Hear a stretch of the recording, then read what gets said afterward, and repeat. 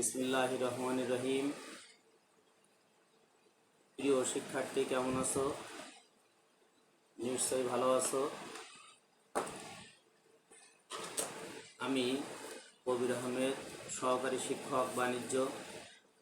আমি নবরণ girls high স্কুলের online ক্লাসের হিসাব বিজ্ঞান বইয়ের দ্বিতীয় অধ্যায় লেনদেন সম্পর্কে আমি আলোচনা করব।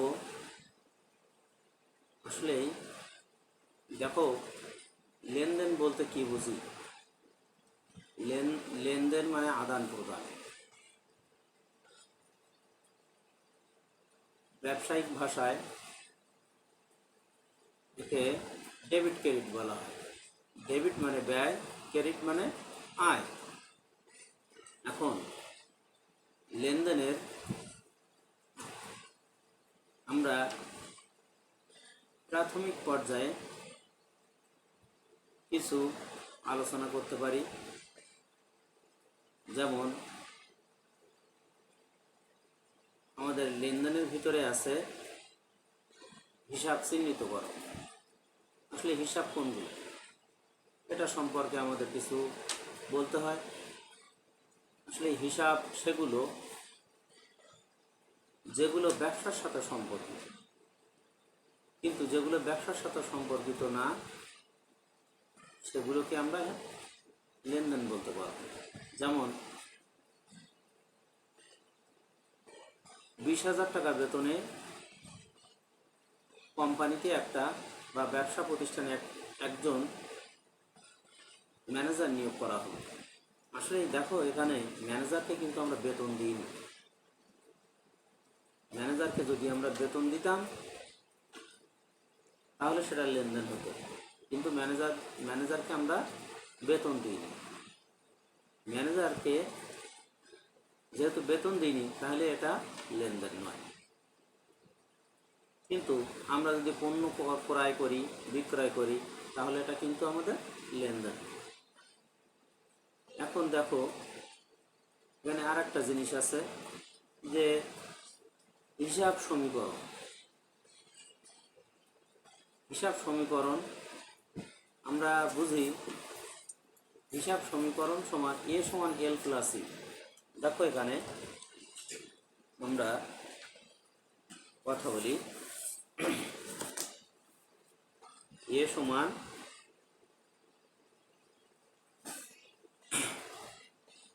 এল প্লাস ই। দেখো, এখানে এ সমান এল প্লাস ই। এ বলতে কি বোঝায়? এ বলতে অ্যাসেট। এই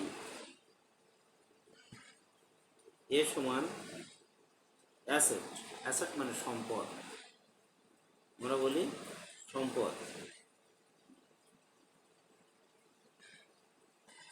সম্পদ সমান কি? এল সমান দায় প্লাস ইতে ইকুইটি মানে মালিকানা সত্ত্ব।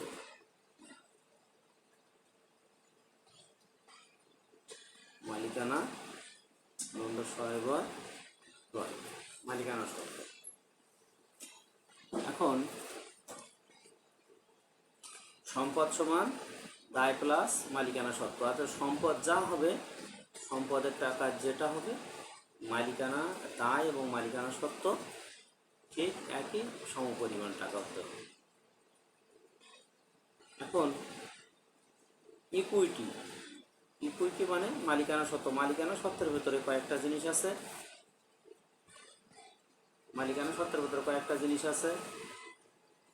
এই মালিকানা সত্ত্বের ভিতরে আছে সি প্লাস আর মাইনাস ই মাইনাস ই। সিতে হলো ক্যাপিটাল মানে মূলধন, আর রেভিনিউ। রেভিনিউ মানে আয়। ডিতে এক্সপেন্সেস। এক্সপেন্সেস মানে ব্যয়। আর ডিতে ড্রয়িং। ড্রয়িং মানে উত্তোলন। অর্থাৎ মূলধনের সাথে আয় যোগ হবে, ব্যয়টা বাদ হবে, আর উত্তোলনটাও বাদ হবে।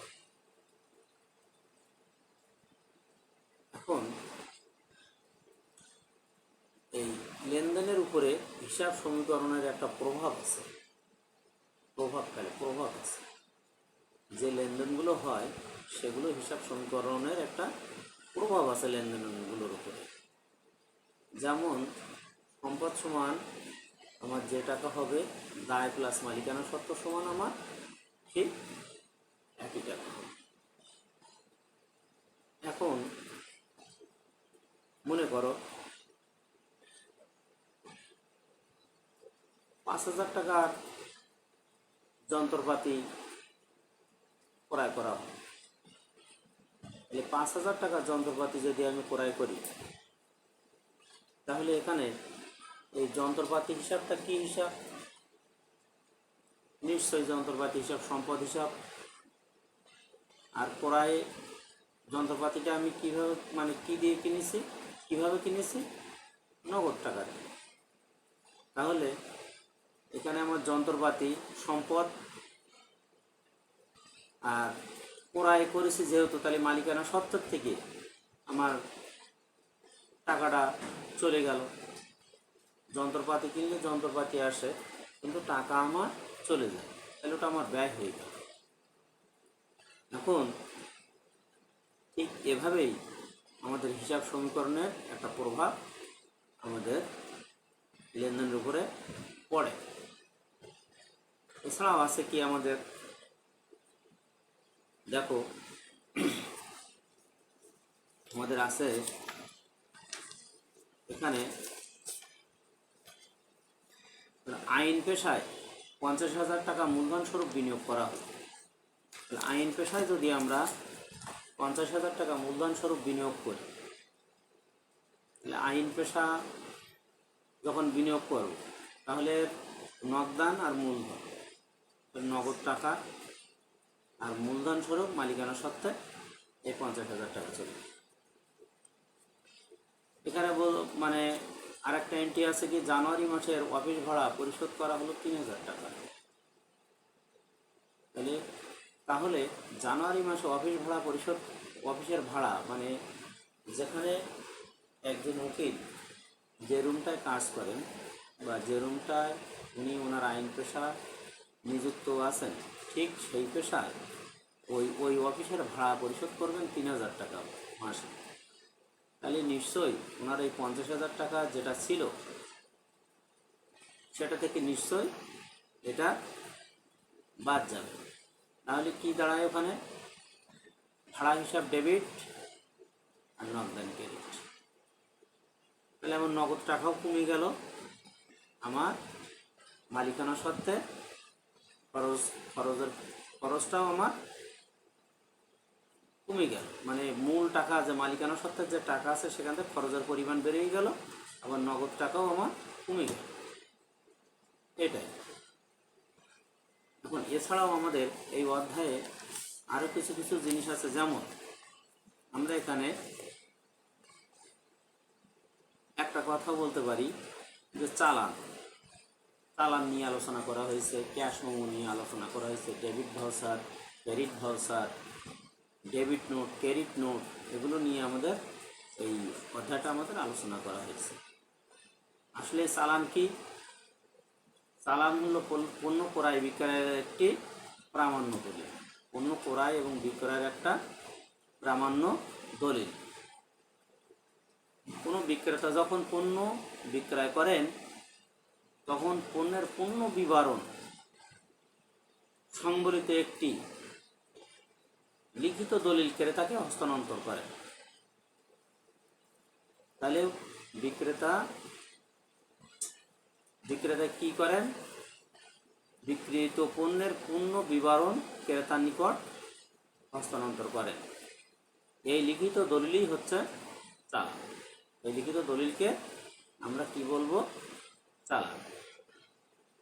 আসলে চালানে কিন্তু ক্রেতার নাম থাকে, ঠিকানা থাকবে, চালান নম্বর থাকবে, তারপর ডান সাইডে তারিখ থাকবে, আর এখানে যেটা ছক যেটা আছে সেখানে তারিখ থাকতে পারে তারিখ থাকতে পারে বা ক্রমিক নম্বর থাকতে পারে, মালের বিবরণ, দর টাকা, পরিমাণ টাকা, টাকার পরিমাণ থাকবে। নিচে থাকবে কি বাম সাইডে টাকা কথায় থাকবে আর বিক্রয় শর্ত, আর বিশেষ দ্রব্যষ্ঠে থাকবে ভুল ত্রুটি সংশোধনযোগ্য। আর ঠিক নিচে ডান সাইডে থাকবে বিক্রেতার স্বাক্ষর, একটা চালানের পূর্ণাঙ্গ চিত্র। এরপরে আসে কি আমাদের ভাউচার। লেনদেনের যে প্রমাণপত্র ব্যবহৃত হয় তাকে ভাউচার বলে। আসলেই যেমন 5,000 টাকা পণ্য বিক্রয় বাবদ বিক্রেতা ক্রেতাকে 5,000 টাকার একটি ভাউচার দিয়ে থাকেন। বিক্রেতা ক্রেতাকে একটা 5,000 টাকার ভাউচার দিয়ে থাকেন। আবার বাড়ি ভাড়া বাবদ 2,000 টাকা প্রাপ্তির ক্ষেত্রে মালিক ভাড়াটিয়াকে 2,000 টাকা ভাউচার প্রদান করে থাকে। ভাউচার হলো আমাদের দুই প্রকারের ভাউচার। একটা কি ডেবিট ভাউচার, আর একটা হলো ক্রেডিট ভাউচার। ডেবিট ভাউচার হলো পণ্য ক্রয় এবং বিভিন্ন ব্যয়ের সাপেক্ষে যে ভাউচার হয়। পণ্য ক্রয় এবং ব্যয়ের সাপেক্ষে যে ভাউচারটা হয় তাকে বলা হয় ডেবিট ভাউচার। আর ক্রেডিট ভাউচার হলো পণ্য বিক্রয় বা আয়ের সাপেক্ষে যে ভাউচার হয় সেটাকে আমরা বলবো ক্রেডিট ভাউচার। তাহলে এখানে আমরা দুইটা জিনিস পেলাম, ডেবিট ভাউচার আর ক্রেডিট ভাউচার। এরপরে আসি আমরা ক্যাশ মেমো। নগদ মূল্যে পণ্য ক্রয় বিক্রয়ের ক্ষেত্রে ক্যাশ মেমো ব্যবহার করা হয়। ক্যাশ মেমো মানে নগদ মূল্যে ব্যবহার করা হবে, ক্রয় এবং বিক্রয় নগদ মূল্যে ব্যবহার করা হবে। পণ্য বিক্রেতা পণ্য ক্রেতাকে ক্যাশ মেমো দিয়ে থাকেন। তাহলে বিক্রেতা কি ক্রেতাকে ক্যাশ মেমো দিয়ে থাকে। ক্যাশ মেমোর উপরিভাগে বিক্রয় প্রতিষ্ঠানের নাম ঠিকানা থাকে, আর উপরের ডাইন সাইডে থাকে তারিখ, এবং বাম সাইডে টাকা কথায় বিক্রয় শর্ত, বিশেষ দ্রব্যষ্ঠ একই, ঠিক চালান ক্যাশ মেমো একই, এবং নিচে ডাইন সাইডে থাকবে বিক্রেতার স্বাক্ষর। তাহলে আমরা কি চালান বুঝলাম, debit voucher, credit voucher, cash memo আলোচনা করলাম। এবার ডেবিট নোট। ক্রয়কৃত পণ্য ফরমাশ অনুযায়ী না হলে অথবা নিম্নমানের হলে ক্রেতা বিক্রেতাকে পণ্য ফেরত পাঠাবে। এভাবে বিক্রিত পণ্য যখন কোনো কারণে সংশ্লিষ্ট বিক্রেতার নিকট ফেরত আসে সেটাকে আমরা ডেবিট নোট করব। ঠিক একইভাবে বিক্রেতার কাছে বিক্রিত পণ্য ফেরত এলে বিক্রেতা প্রাপ্ত মালের পূর্ণ বিবরণ, যথা মালের পরিমাণ, দর বা মূল্য একটি কাগজে লিখে ক্রেতার নিকট প্রেরণ করে জানিয়ে দেয় যে তার বা তাদের হিসাব খাত উক্ত ফেরত মালের মূল্যের জন্য ক্রেডিট করা হয়েছে। এরূপ নোটকে ক্রেডিট নোট বলা হয়। ক্রেডিট নোট বিক্রেতা তৈরি করে থাকেন। তাহলে শিক্ষার্থী, এখানে আমরা এই দ্বিতীয় অধ্যায় কী কী আলোচনা করলাম। প্রথম লেনদেন, কোনটি লেনদেন, লেনদেন না, হিসাব সমীকরণ, চালান, ক্যাশ মেমো, ভাউচার দুই প্রকার, ডেবিট ভাউচার, ক্রেডিট ভাউচার, আর ডেবিট নোট, ক্রেডিট নোট। আমরা পরবর্তী ক্লাসে এই দ্বিতীয় অধ্যায়ে যে গাণিতিক যে সমাধান আছে, যেমন হিসাব সমীকরণ কীভাবে লেনদেনের উপরে প্রভাব ফেলে সেটা দেখাবো, এবং আমরা কিভাবে চালান প্রস্তুত করতে হয়, কিভাবে ক্যাশ মেমো, কিভাবে debit note, credit note, debit voucher, credit voucher প্রস্তুত করতে হয় সেগুলোকে আমরা ছকের মাধ্যমে উপস্থাপন করব। তাহলে আজ আর নয়, আজ এই পর্যন্ত। সবাই সুস্থ থাকো, ভালো থাকো, এই বলে আমি আমার অনলাইন ক্লাসের সমাপ্তি ঘটাচ্ছি। আল্লাহ হাফেজ।